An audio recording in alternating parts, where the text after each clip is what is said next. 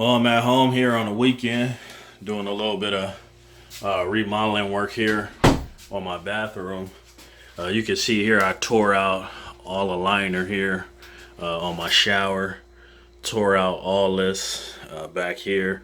And you can see back here on the pipe, got a new fixture going in right here.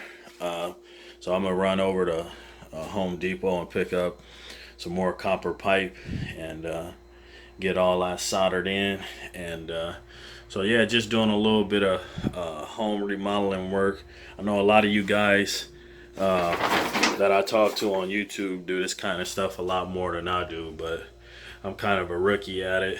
But I know a little bit to get me by, and what I can't do, of course I'll contract out to someone. But got this bathroom going. So same thing on this bathroom. You guys see I busted out all the lining in here. Want to get the faucet changed out and everything. So same thing on this one. I'm going to cut a section of the wall out so I could get access to the copper pipe and be able to solder in a new faucet. So got a little bit of work I'm doing here at home over the weekend, but I want to stop and take a break and share with you guys some of my thoughts. I thought I'd make this video while taking a break from all the housework I've been doing this weekend. I noticed the latest videos that popped up and a little drama that's been circulating around YouTube. First off, let me say, I pretty much watch everyone's channel. If it pops up in my recommendations, you know, I'll click on it like everybody else and take a look. And if it holds my interest, I'll watch it. And if it's a fellow YouTuber in this genre, then 9 times out of 10, I'll watch it. I had a discussion with a YouTuber not too long ago. I won't say his name because I don't know if he wants me to mention his name, but you know who you are. And I told him, I don't know if I'm gonna continue to upload videos anymore in this genre. It's just, I've lost my desire, if you will, to upload in this genre because of all of the nonsense. There's just too much nonsense going on out there.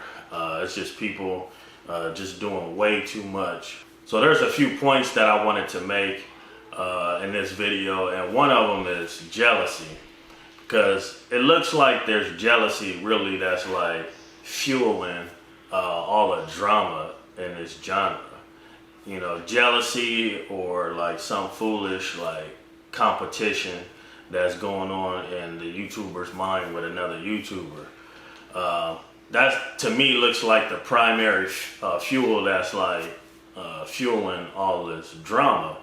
And it looks like it started with the Harbor Freight icon stuff. Harbor Freight chose who they chose to give some stuff to, and it looks like some people felt that maybe they was entitled to receive some of that stuff because they're either a bigger channel or they happen to be a working technician and feel like, well, hey, you know, I'm a real technician and those tools should have went to, you know, a real technician in the field working and not some person just reviewing tools because they won't actually be used. So, and we all know the only way to really, you know, see if a tool, to see what a tool is made of is to use the tool. So a lot of YouTubers kind of felt that way, but you got to look at it from Harbor Freight's perspective. They may give it to someone who may not be an auto technician, but they may have a bigger following, or they may have more thumbs up on their videos and not a whole lot of thumbs down. So people, they may feel like that person may have more of an influence, or you just might not be their demographic. They may be trying to market to a specific demographic and they may feel like you don't fit that particular demographic. So there's a lot of different like pieces in play in the way like corporations market. And so just to put things in perspective as far as that goes, guys, I mean, honestly, it's just a couple $100 in hand tools they sent out. Most of us auto technicians have those tools already anyway. There's really nothing special that Icon has put out. As far as the toolbox goes, same thing there. I really don't think there's nothing too special. about that icon toolbox. To be honest with you, if you go through and count all the drawers and the different storage options, that thing will fill up pretty fast. There's other options out there far cheaper than the icon little master tool storage solution that they have.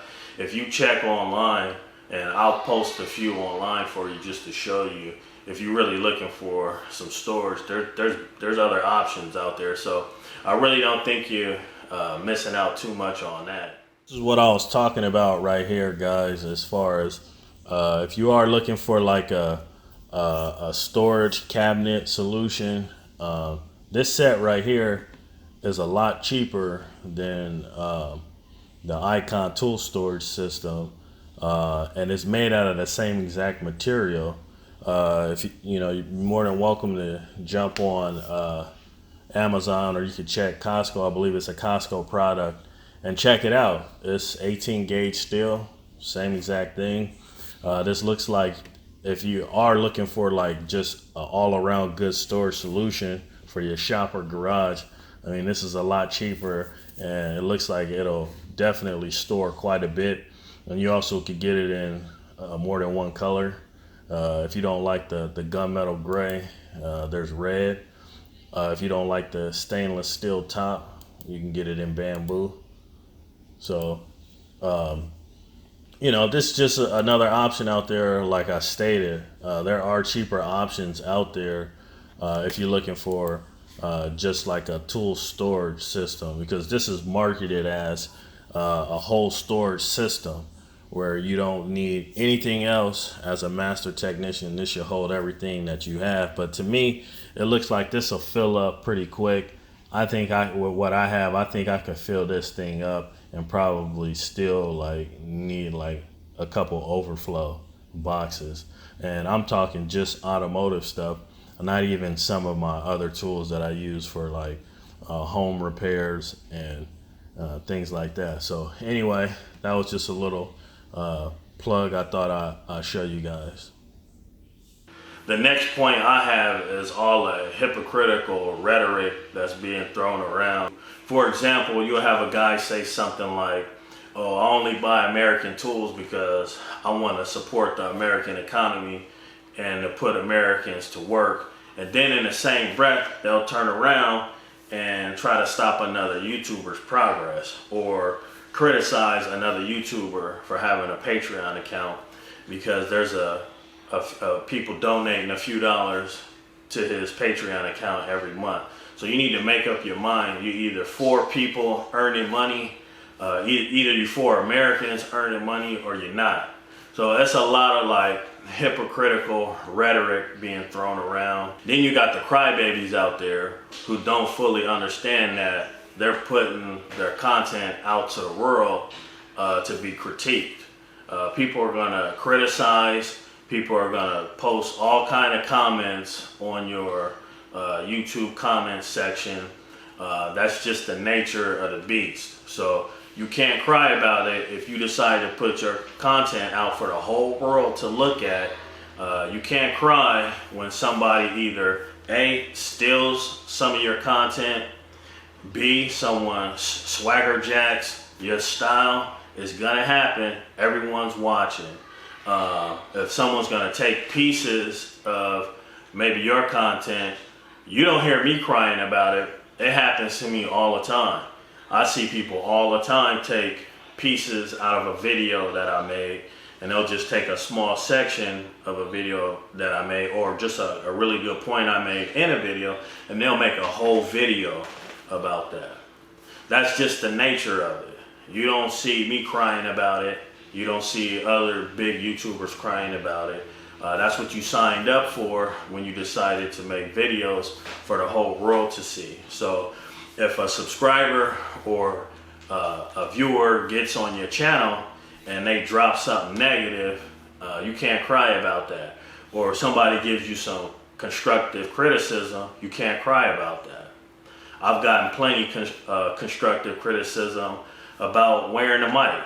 Okay, I don't like wearing a mic. It's uncomfortable. So I just got one of those microphones that I mounted on my camera because guys said, hey, we like your videos, but we can't hear you, man. So I went and I bought a microphone.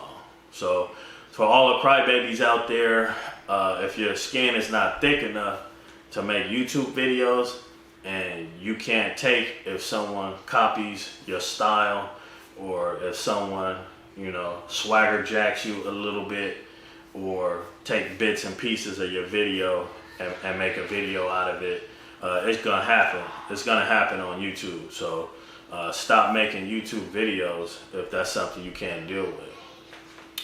So then the next hot topic seemed to be the guys that just do tool reviews versus, you know, the real technicians out there that's working every day in the field. On this particular topic, of course, it makes a lot of sense for the technicians to feel that companies should come to us first because we're the ones that's going to give you a real review on the tool. But every company may not be looking for a real review. Some companies may not want you to put out anything about the tool that you find negative. Maybe they want a biased opinion. Not every company wants an unbiased opinion. I know, for example, Tekton reached out to me to become a part of their affiliate program, and I put out a whole video that said Tekton's ratchets suck. And so they weren't hurt by the constructive criticism. They actually like to hear what we don't like about the tools and what we do like about the tools so that they can improve. So it all depends on the company, you know, that's reaching out to you and what they want. Some companies do just want all positive feedback, so they may choose certain people that they feel they're going to get just positive feedback by, or there may be some stipulations when they contact you about what they want you to say or not say. So you never really know. But as far as the mechanic versus the just the tool reviewer, in my opinion, so there's definitely room for both to exist in the same genre, the technician and a product reviewer. However, my personal opinion is that companies that are marketing to a tradesman, whether it's an auto technician or diesel technician, HVAC technician, electrician, plumbers, whatever trades you're in, welding, whatever trade you happen to be in, those tools are being sold to us. They're, you know, so I think that they should go to those particular craftsmen before a product reviewer to really test the product out. And then if we, you know, say yeah or nay on a product, then send it to the product reviewers. But obviously, a company could choose to send tools whoever they want to. That's just my personal opinion on it. But there's definitely room for both the product reviewer as well as the technician to exist in the same genre. Just to sort of prove my point, guys, let's take a vote right now in the comments section.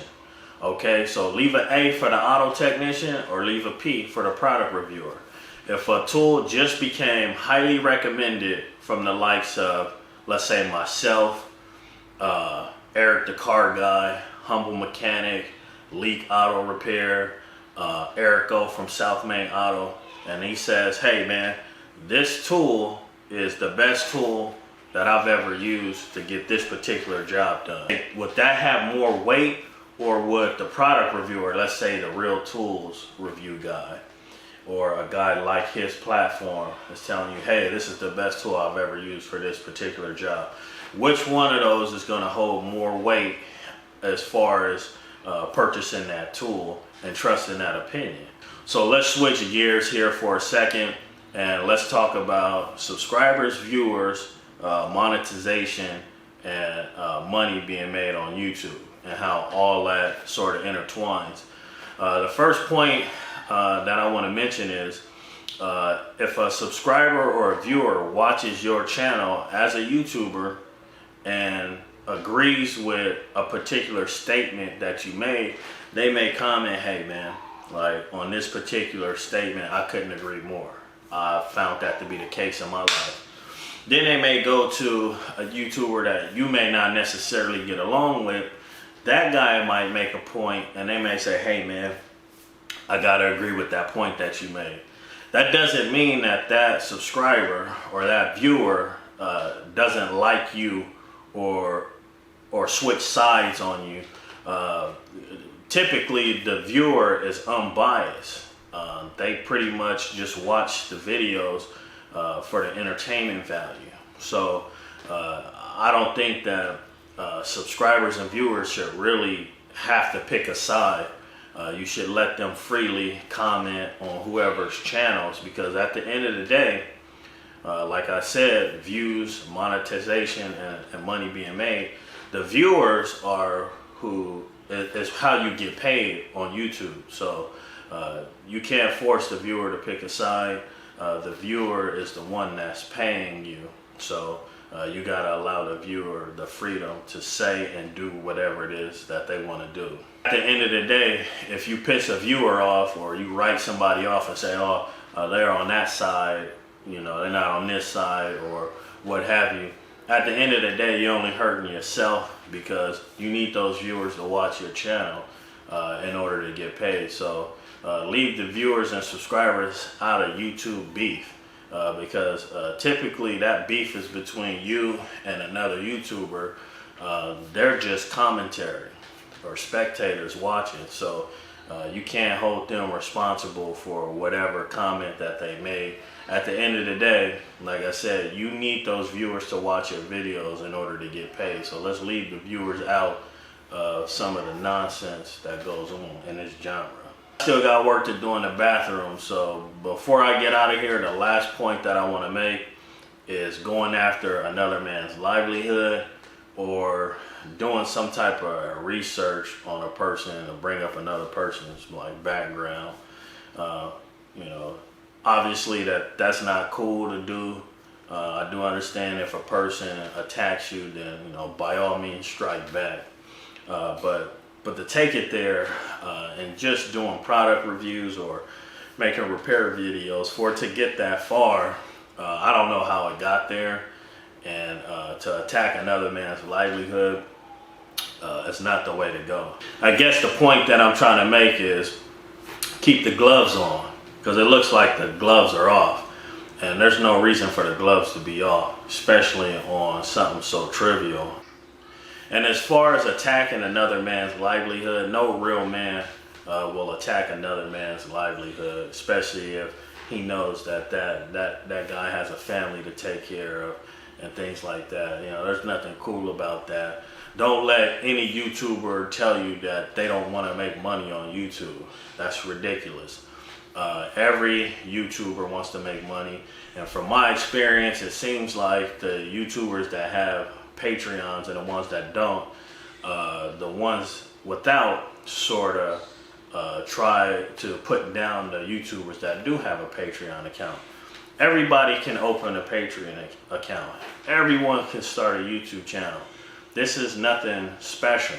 And let's be clear here about the PayPal and the Patreon. Those who may not understand as far as Patreon and the donations go on PayPal. Me personally, I've gotten donations and I put my tip jar up there, okay? It's a tip jar, all right? You can walk into any restaurant and see a tip jar. You don't have to put anything in a tip jar, but I have videos up that I put a lot of detail in, okay? For example, my 4.7 top end job that I did, my Range Rover supercharged video that I did a top end on that, my engine rebuild video I did on a 4.7, and some of the other repair videos that I did, people left me a tip, okay? You know, they left me a few bucks to say thank you because I helped them out so much, and I went through great lengths to show detail so that if you're doing the same job, you won't miss anything. That's what the donation PayPal is for. It's for people to say thank you on a video that helped them out if they want to give you a tip. Patreon is sort of the same thing, but this is something that people do on monthly. They'll give you a couple bucks every month just to sort of fuel your channel because they like your content. And if you're spending more money on making content and you're not getting nothing out of it, then it's unsustainable, and you'll eventually have to stop making content, because it does cost you money to make content. It's not free. For every YouTuber out there, every channel you've ever watched of a YouTuber that continually puts out content for you, he spends his own money to make that content, and YouTube only pays the top YouTubers like some substantial money, or at least some self-sustaining money. You really need to really be up there in views and subscribers. So for the most part, a lot of YouTubers get Patreon accounts because that sort of helps them to keep the content going, so that you could kick back, relax, have a cup of coffee, and watch a great YouTube video or what have you. I know a lot of you guys out there watch us YouTubers as your entertainment. It's part of your entertainment that you watch, maybe with your family or something that you watch alone, but it is a part of your entertainment, just like you watch television or anything else. So that Patreon is there for that particular reason, for those of you who want to give a little something extra. But it's definitely not begging. The last time I checked, begging is when somebody wants something from you and not willing to do anything in return, or don't want to do anything in return. They just want to get something from you for free. That's not what we have here. These YouTubers are consistently putting out that content for you, that entertainment for you. So if you want to give a few dollars every month for that particular YouTuber, then by all means you should, and it's good that that platform is there. And on the bigger picture, there is a building near downtown San Francisco called the Patreon building that operates this particular platform. If you do a buy American tools because you want to support the American economy and put American people to work, Patreon is an American company. The building is near downtown San Francisco. I showed it in one of my videos, and there are American employees that work there. And their income source, the revenue in which they pay their employees, comes from patrons. Anyway, that's all I got. I got more work to do in those bathrooms, so I'll see you guys on the next one.